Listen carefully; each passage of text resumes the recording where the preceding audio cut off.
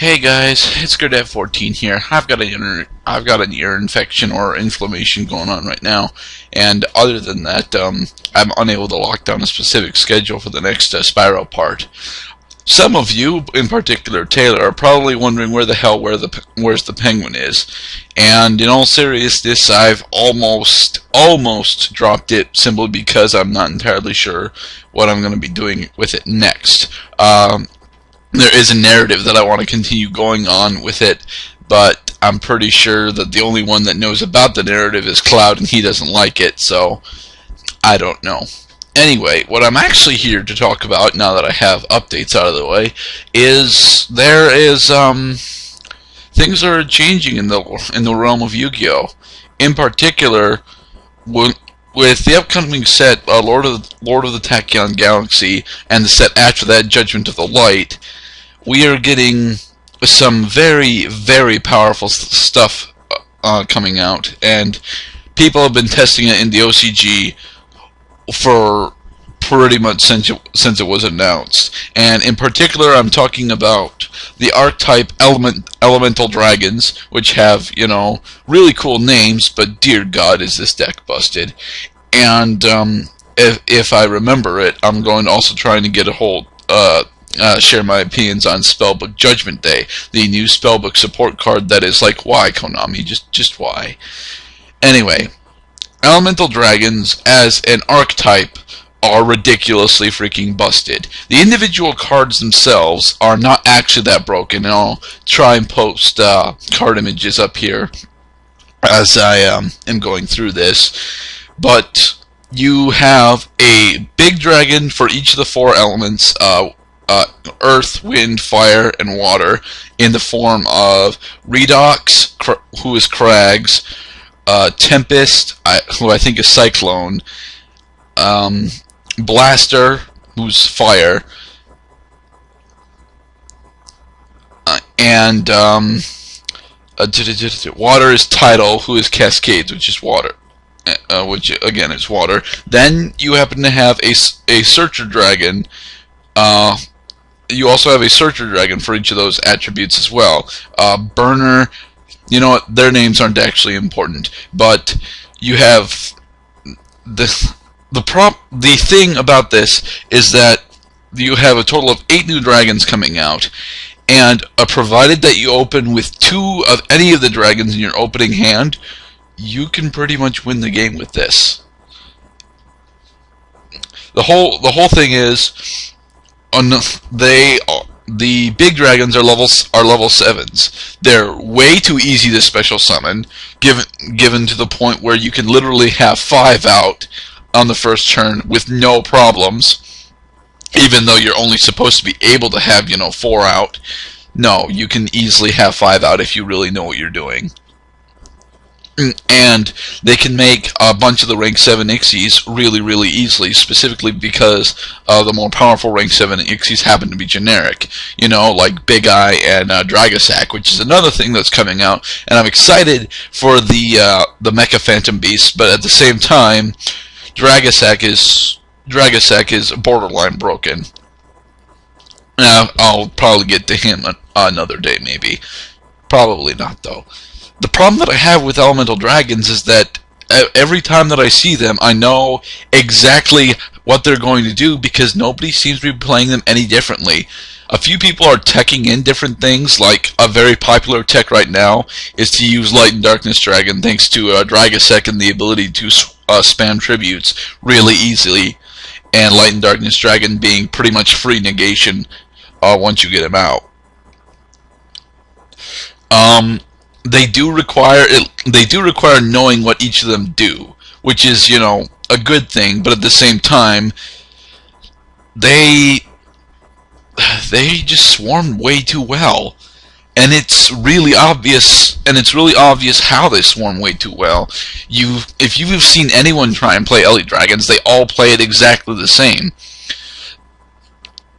And I want to say it's even more autoplay than the wind up hand loop was, or even Chaos Swarms were at one point.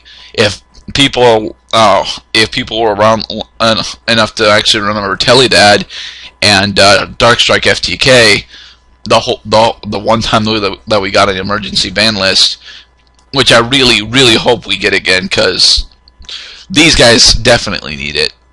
But a lot of those decks were being accused of being autoplay because everyone played them exactly the same, and deviating at all was simply unheard of because it wasn't nearly as competitive as it was supposed to be. And that's what I see here. There's almost no variation in this, and it gets boring to play against. And the thing is, they're incredibly powerful. Not only are they boring to play against, but unless you open very specifically, like, you pretty much have to open up with a Maxi in your hand in order to counter these guys at all. Because even though all their effects are specifically once per turn effects, it doesn't matter. Once they have their grave filled up, they can literally go from 2 cards in their grave to 4 dragons on the field with almost no resources actually spent. It's fucking ridiculous. And I don't mean to curse right now, specifically because of my ear infection, because, ow, my ear. I really don't like the way that this archetype is looking, and where this says that the game is going. The game has been going in this direction for a long time. A lot of people want to say that, well, I specifically want to say that this all started with how fast Teledad was, and the game has been getting faster and faster since then. Our slowest archetype right now that's actually competitive is Fire Fists, the guys that slowly generate advantage by making sure you have nothing on the field. Okay, that is our slowest deck right now, and they are at least 2 or 3 times as fast as Gravekeepers were during Teldad. Gravekeepers have been upped since then, but even they still don't have anywhere near the speed that Fire Fists do. And yes, Gravekeepers are still technically a competitive deck, but Gravekeepers are a pretty decent counter to Elemental Dragons, assuming that they don't open up on MST or, you know, a Dragon Ravine.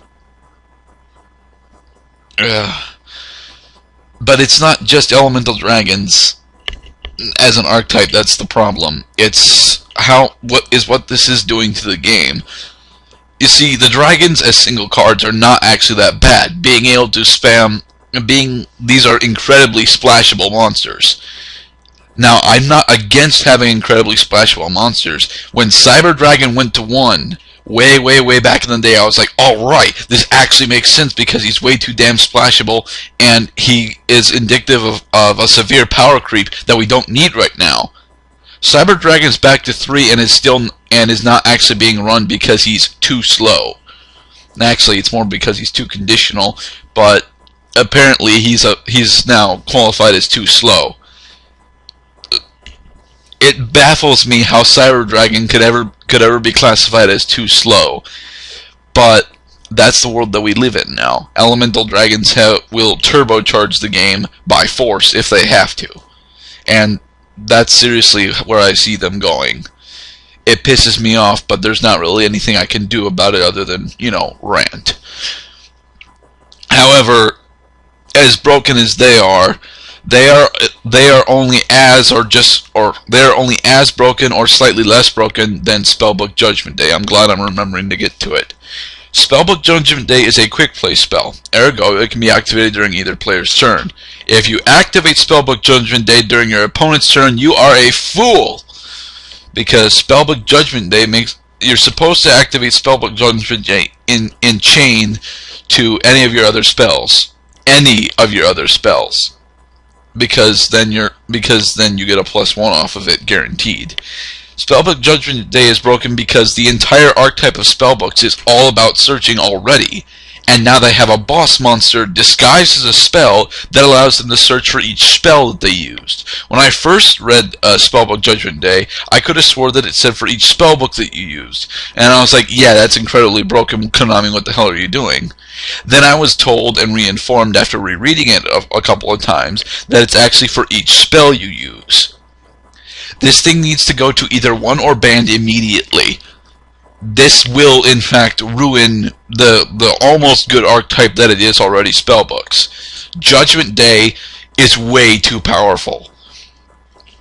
here's the scenario. You open with a spellbook Judgment Day and 4 other spells. Let's say, 2 Upstart Goblins, God help you if you're actually running those, a Spellbook of Secrets, and, a Spellbook of Power, coupled with, a Spellbook Magician. You play Spellbook Judgment Day first, go into Spellbook Magician, boom. At the end of your turn, you're guaranteed to have 6 cards in your hand, assuming that your opponent is not running Heralds, because your opponent has almost no answers to Judgment Day at this point, and you are literally guaranteed to have more than enough spellbooks in your hand to absolutely decimate your opponent for the rest of the game. A single Judgment Day will win you the game. Simply because it's how the Spellbook archetype works. They search out all of their key pieces, explode, and then they win. Because, well, they have more resources than you. How? They fetch them out of their deck. When Spellbooks were first coming out, they were a pretty cool archetype that had a lot of different gimmicks going on with them. And with Judgment Day, they are pretty much the second strongest archetype out there right now. I want to say the Ellie Dragons are the strongest, but that's only because I have not been seeing Mermails that often. I'm still seeing Firefists every once in a while, and they are incredibly powerful. But other than Derp Worlds, which I keep catching windups trying to cheat with the bastard. I should get into a whole rant. I could get into a whole rant on the Phoenix Clan almost as a whole, but really it's just me ranting about Misho and windups. God, I hate them. But now I'm getting on too many tangents. With Judgment Day being released, Spellbooks are officially the second fastest archetype, and it's gonna be a nightmare when Joe and/or No Dogs tries to finally build it, because Priestess right now is still a $100 or more card. I expect Judgment Day to hit those kind of prices depending on its rarity when it comes out. And if it's a base rare, this deck will be fucking everywhere. I don't care if it costs $2,000 to make. This deck will literally be everywhere because Judgment Day is that damn busted. Headache, earache, runny nose, all sorts of damn problems. Anyway, guys, those are my opinions at the moment. They are, probably not the greatest in the world, but I don't really care right now. I just wanted to make a video because I haven't done it in a while, and, well, I wanted to make a video. STFU. Whereas the Penguin is probably not going to be happening for quite some time. I'm still not actually mulling over ideas for the story, and I'm hoping to get some assistance with it at some point, but I don't know who the hell to drag into it. Dawn of Sorrow, if it ever comes at all, is totally dependent on my co-commentator, because, well, he's busy most of the damn time, and I don't want to do it alone because I tried doing a DS game alone before, and I cut it in halfway through, and Dawn of Sorrow is a bit longer of a game. So anyway, guys, this was Gerdat14 ranting about Yu-Gi-Oh cards and posting updates. Ow, ear. I gotta go get more milk. Alright, guys, be safe, sleep well, take care, stuff.